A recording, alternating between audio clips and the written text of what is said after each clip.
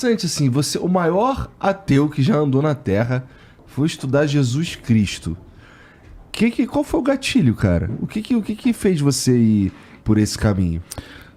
Como eu disse, eu estudo o processo de formação de pensadores. Como é que Einstein, com 26 anos de idade, 27 anos, abriu o leque da sua mente para produzir uma teoria fora dos muros de uma universidade, numa firma de patentes, sem nenhum glamour intelectual? Isso é um objeto Entendeu? muito interessante de Como estudo. é que é? Ele não tinha nenhum orientador, professor, doutor, um jovem que era tímido, que não deu certo como aluno, que tentou se colocar numa universidade e foi preterido como professor, não era eloquente, e que tinha uma emocionalidade com viés depressivo.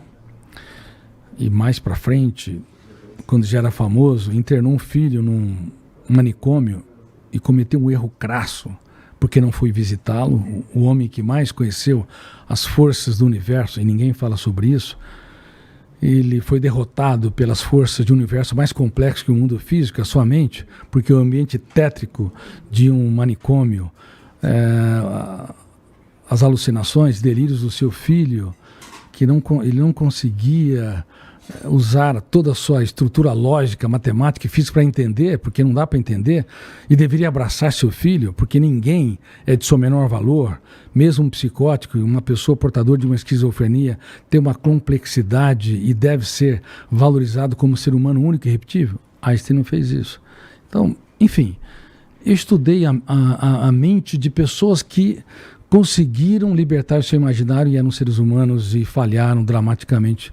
Por um lado, também Freud viveu esse drama entre a intelectualidade e baniu da família psicanalítica quem pensava contrariamente suas ideias, como Jung e Adler, por exemplo. Mas eu fui até esse homem, Jesus Cristo, e fui estudá-lo e fiquei perplexo, porque como pode, no exato momento em que Judas Iscariotes o beija, era para detonar o primeiro fenômeno, o gatilho da memória, abrir uma janela traumática ou killer. A traição é um golpe fatal, e quem nos trai são os amigos. Os inimigos, os desafetos, nos frustram. Aqueles que você se doa e te machuca na raiz, isso é uma traição.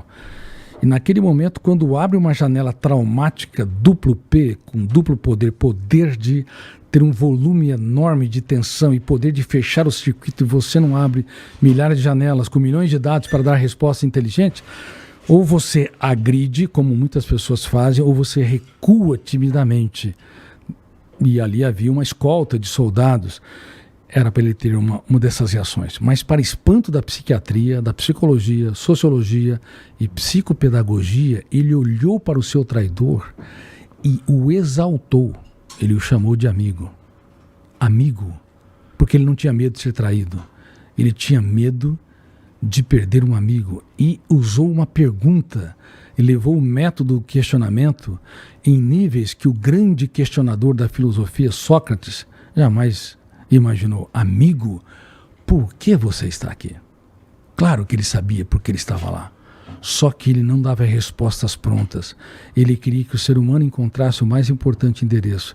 Ele queria que os seus alunos elaborassem as suas respostas. Aí eu teci uma frase. Nunca alguém tão grande se fez tão pequeno para tornar os pequenos grandes.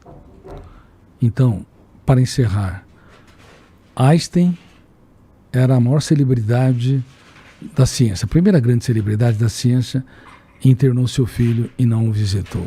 Freud, o grande construtor da psicanálise, com uma intelectualidade enorme e também muito sociável, porque escrevia milhares de cartas para os seus amigos, mas não conseguiu abraçar quem o contrariava em relação à teoria da sexualidade.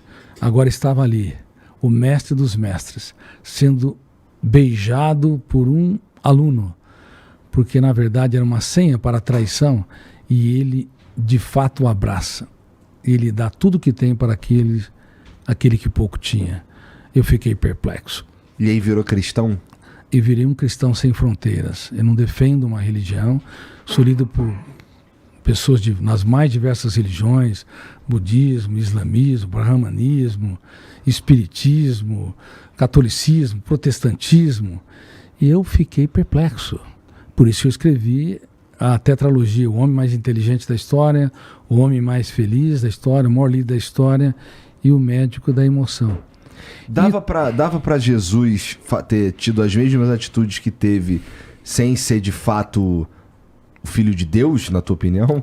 E ele, bom... Porque assim, se você se tornou um cristão, isso é uma relação meio religiosa, espiritual no mínimo. Religiosa não. Eu não gosto da palavra religiosa, mas ele fez tudo o que fez sobre o ângulo da humanidade, não sobre o ângulo de um poder.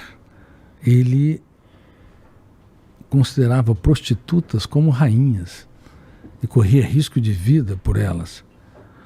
Como quando, por exemplo, eu analiso nessas obras, os fariseus encontraram uma mulher em flagrante adultério, eles arrastaram a mulher e libertaram o homem.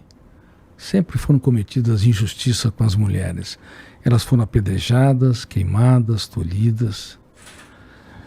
E temos um débito impagável com elas. E hoje elas são usadas para vender produtos e serviços quando usa-se o padrão tirânico de beleza e que entra no inconsciente coletivo e está gerando gravíssimos problemas ligados à anorexia, à bulimia e à vigorexia. Mas é um assunto que podemos falar um pouco mais para frente.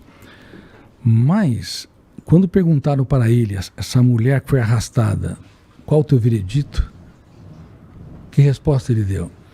Aquele que nunca pecou, que atire a primeira pedra. Então, essa foi a segunda resposta. Qual foi a primeira, então? Sobre os ângulos do estudo da mente dele, da psiquiatria e psicologia, a primeira resposta é não dar resposta. A melhor resposta quando o seu filho ou sua filha te contraria, ou seus colaboradores te frustram, é você fazer o silêncio proativo. Você se cala por fora e grita por dentro. Quem me ofendeu? Por que me ofendeu? Qual a melhor resposta que eu devo dar num foco de tensão? Por isso ele escrevia na areia. Ele se recusava a comprar aquilo que não lhe pertencia. Você sabe por que nossa espécie tem baixo nível de viabilidade? Ela sempre fez guerras. A nossa espécie sempre discriminou, sempre cometeu violências das mais diversas formas. Se você vê o império, dos mais diversos impérios, desde o Império Romano, o Império Bizantino, o Império Otomano, e mesmo antes, Gengis Khan, atrocidades inimagináveis, porque detona o gatilho, abre janela killer, a âncora agora, diferente da síndrome do pensamento acelerado, onde não há foco, você pensa muito, quando há hiperfoco é um problema grave, mais grave do que a ausência de foco, a ausência de concentração, porque naquele momento o Homo sapiens se torna Homo bios, instintivo, um animal. Então naquele momento, quando inquiriram qual a sua resposta, ele se calou, ele abriu o circuito da memória. E aí no segundo momento, após ele escrever na areia, quando na verdade estava escrevendo nas tábuas da sua mente, aí sim, ele se levantou e ele, numa resposta, resumiu, sintetizou as ciências jurídicas, a sociologia e a psicologia. Quem não tem erros e falhas, atire a primeira pedra. Ele não impediu o apedrejamento, ele mudou a base do julgamento. E ele levou aqueles homens a viajarem para dentro de si e encontrar suas loucuras. Porque todos nós temos falhas. Todos nós temos incoerências. Não há um psiquiatra, não há um psicólogo, não há um ser humano que não tenha débitos consigo e com as pessoas que estão ao seu redor.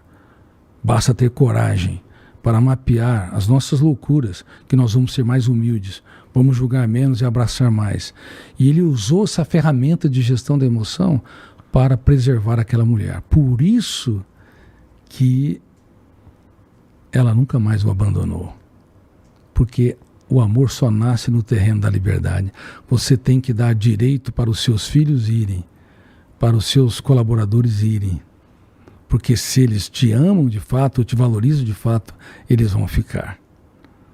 Porque só há amor se houver liberdade. Se há controle, você vai ter servos, você vai ter pessoas dependentes, mas não vão ter pessoas que vão te valorizar na estatura que você realmente merece.